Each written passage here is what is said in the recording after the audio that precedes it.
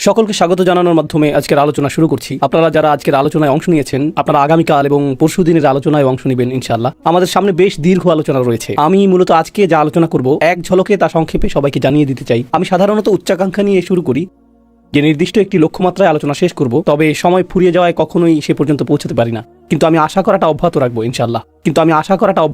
ইনশাআল্লাহ। তো ধারাবাহিক এই আলোচনাটির উদ্দেশ্য হলো হজ মৌসুম সমাগত, আর অবশ্যই একজন মুসলিমের আধ্যাত্মিক বৎসরের দুটি উপলক্ষের মধ্যে হজ অন্যতম। উপলক্ষ দুটি হলো রমজান মাস এবং হজ।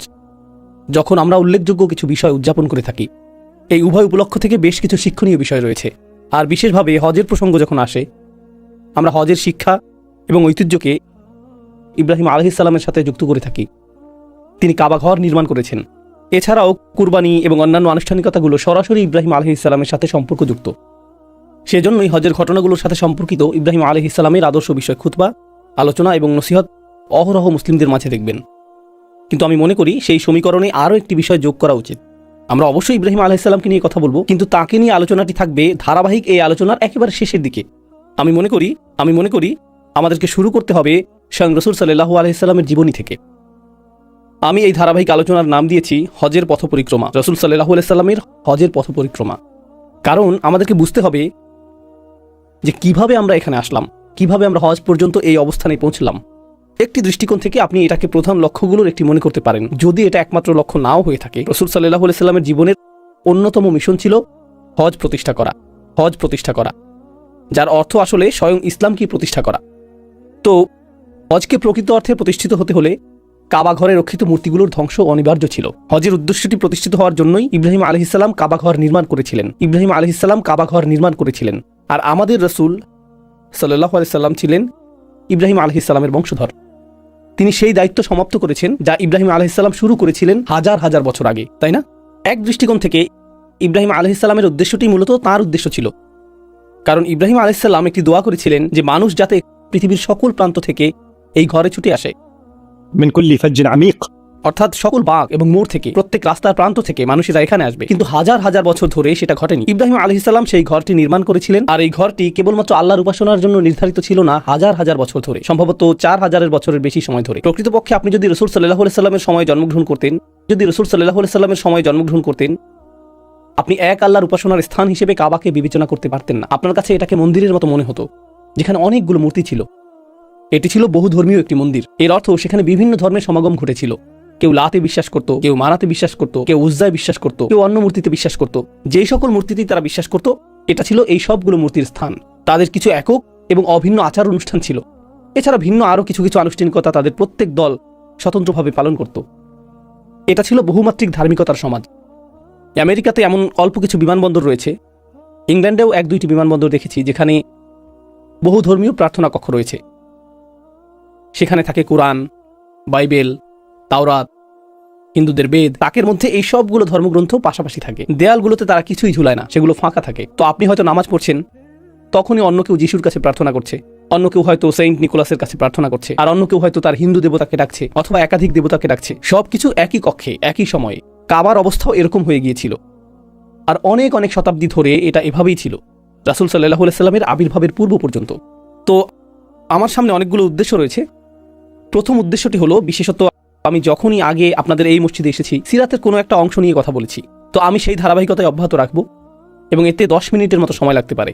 কিন্তু আমি আসলে বিস্তারিত যে বিষয়ে কথা বলতে চাই তা হলো রাসূল সাল্লাল্লাহু আলাইহি সাল্লামের মিশনের শেষের 3 থেকে 5 বছর সময়কাল। আমরা এই অংশটিকে কাছ থেকে পর্যবেক্ষণ করব এবং নির্দিষ্ট একটি সূরাও লক্ষ্য করব যা সেই সময়ে রাসূল সাল্লাল্লাহু আলাইহি সাল্লামের উদ্দেশ্যের প্রতি গুরুত্ব আরোপ করেছে।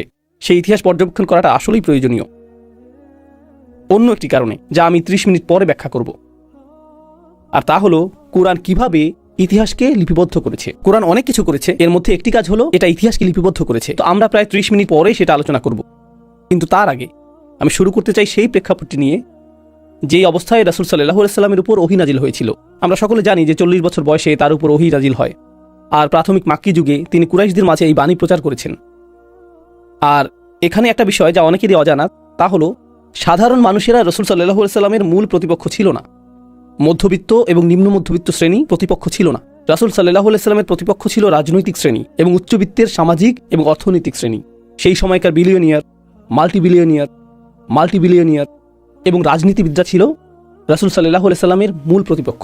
তো এমনকি মুসলিম হিসেবে ছোট থেকে আপনি কিছু নাম শুনেছেন, যেমন আবু লাহাব, আবু জেহেল, উতবা ইবনে রাবিয়া। আপনারা এই নামগুলো আগেও শুনেছেন। তাদের প্রত্যেকেই হয়তো ধনী শ্রেণীর অন্তর্ভুক্ত, অথবা রাজনৈতিক শ্রেণীর অন্তর্ভুক্ত, অথবা উভয় শ্রেণী একসাথে ছিল। এখানে অর্থ এবং ক্ষমতার মধ্যকার সম্পর্ক নিয়ে সংক্ষেপে কিছু কথা বলা জরুরি, কারণ তাদের কেউ কেউ ছিল ক্ষমতাসীন এবং কারো কারো প্রচুর সম্পদ ছিল। আর এই দুটি বিষয়, অর্থ এবং ক্ষমতা, সর্বদাই একে অপরকে সঙ্গ দিয়েছে, যদিও তারা সর্বদা একই হাতে থাকে না। কিছু কিছু ক্ষেত্রে তারা একই হাতে কুক্ষিগত থাকে। উদাহরণস্বরূপ, আজকের পৃথিবীর কিছু কিছু দেশে রাজপরিবার রয়েছে, বেশিরভাগ সম্পদ তাদের হাতে এবং সকল ক্ষমতা তাদের কাছে। তো রাজত্বের মধ্যে অর্থ এবং সম্পদ একীভূত হয়ে আছে। আবার পৃথিবীর অন্য অনেক স্থানে, যেমন আমরা যেসব দেশে বসবাস করছি, এখানে গণতন্ত্রের একটি ছদ্ম আবরণ রয়েছে, কিন্তু বাস্তবে শুধুমাত্র দুটি জিনিস এখানে ক্ষমতায় রয়েছে। এখানে সম্পদশালী মানুষ রয়েছে আর রাজনৈতিক প্রভাব সম্পন্ন মানুষ রয়েছে। বেশিরভাগ ক্ষেত্রেই সম্পদশালী ব্যক্তিরাই রাজনৈতিক ক্ষমতাধর ব্যক্তিদেরকে নিয়ন্ত্রণ করে থাকে, আর অন্য সকলেই এই ভান করে যে তারা আদর্শ গণতন্ত্রে বসবাস করছে। তো এটা ভনিতাপূর্ণ একটা সমাজ, কিন্তু বাস্তবে এই দুটি উপাদান গোটা ইতিহাস জুড়েই বর্তমান ছিল, আর তারা সব সময়ই থাকবে। এটাই সমাজে ক্ষমতার কাঠামো কার্যকর থাকার প্রকৃতি। কোনো কোনো জাতি শুধুমাত্র অন্যদের তুলনায় এই ব্যাপারে বেশি সৎ, এটাই মূল পার্থক্য, তাই না? এরকমও দেখা যায় যে, উদাহরণস্বরূপ, ক্ষমতা শুধুমাত্র রাজনীতিবিদদের হাতেই থাকে না, ক্ষমতা সেনাবাহিনীর হাতেও থাকে। পৃথিবীতে এরকম অনেক দেশ রয়েছে। আপনি যদি এরকম দেশে বসবাস করেন, আপনি ইতিমধ্যে বিষয়টা জানেন, যেখানে নির্বাচন হয়, রাষ্ট্রপতি পরিবর্তন হয়, প্রধানমন্ত্রী পরিবর্তন হয়, দল পরিবর্তন হয়, কিন্তু সকলেই জানে যে সেনাবাহিনী মূলত দেশ চালায়। এটা সবাই জানে। আমরা সকলে ভান করছি যে ভোট হচ্ছে, নির্বাচন হচ্ছে, কিন্তু পেছন থেকে কেউ কলকাঠি নাচছে এবং বলছে তোমাদেরকে আমার কথা মতোই চলতে হবে, না হলে পরবর্তী নির্বাচনে তুমি কিন্তু আর থাকবে না, অথবা তোমার নামে কোনো অভিযোগ আনা হবে, যার ফলে তুমি দৃশ্যপট থেকে হারিয়ে যাবে, তাই না? মূলত সম্পদশালীরাই ক্ষমতায় থাকে। এখন আর প্রসঙ্গক্রমে ক্যাথলিক চার্চ এবং রোমান সাম্রাজ্যের ক্ষেত্রেও একই রকম বিষয় কার্যকর ছিল। ক্যাথলিক চার্চের ক্ষেত্রে তৃতীয় আরেকটা মাত্রা যোগ হয়েছিল, যেটিও আমি আপনাদের সামনে উপস্থাপন করতে চাই। তো একটি হলো সম্পদ, একটি হলো ক্ষমতা, আরেকটি ছিল ধর্ম। তৃতীয় আরেকটি মাত্রা যোগ হলো সম্পদ, ক্ষমতা এবং ধর্ম। তো সেই ধরনের সমাজে যা ঘটেছিল তা হলো, রাজার একটি উপায়ের প্রয়োজন ছিল এটা নিশ্চিত করার জন্য যে সমাজ রাজার প্রতি অনুগত থাকবে। ঠিক আছে, সমাজকে অবশ্যই রাজার প্রতি অনুগত থাকতে হবে। তো রাজারা সাধারণত যা করতো তা হলো, তারা একটি ধর্মযাজক গোষ্ঠী রাখত। যেমন ফেরাউনের ছিল জাদুকর এবং যাজক গোষ্ঠী, অথবা ইউসুফ আলাইহিস সালামের সময় রাজার স্বপ্নের ব্যাখ্যা দেওয়ার জন্য একজন লোক ছিল। স্মরণ করতে পারছেন?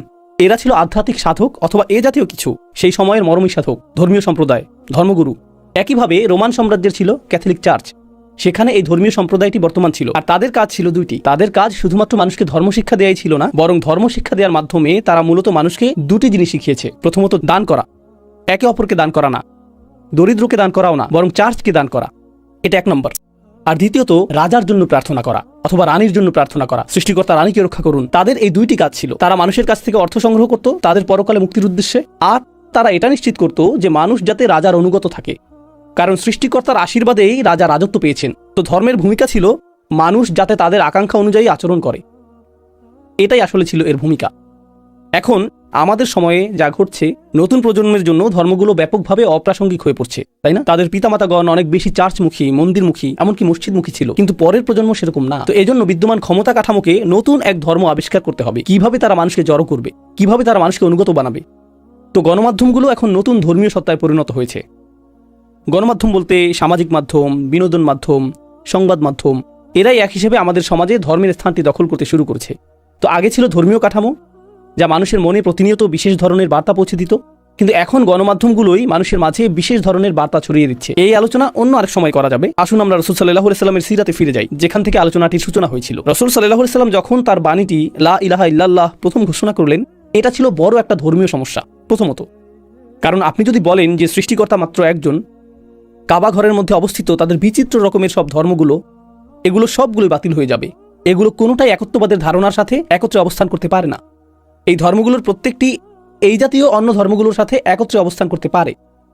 তোমার যা ইচ্ছা বিশ্বাস করতে পারো, তোমার যা ইচ্ছা বিশ্বাস করতে পারো, তোমার মূর্তিটা এখানে রাখতে পারো, তোমারটাও এখানে রাখতে পারো। কিন্তু রাসূল সাল্লাল্লাহু আলাইহি সাল্লাম এমন কিছু নিয়ে আসলেন যা মূর্তিকেই স্বীকার করে না। এটা সৃষ্টিকর্তার বিষয়ে কোনো ছাড় দেয় না। সৃষ্টিকর্তা শুধুমাত্র একজন, আর তিনি প্রথম থেকেই দাবি করেছেন যে এই ঘরটি কখনোই মন্দিরে পরিণত হওয়ার কথা ছিল না। এটা নির্মাণ করেছিলেন ইব্রাহিম আলাইহিস সালাম একমাত্র সৃষ্টিকর্তার উপাসনার জন্য।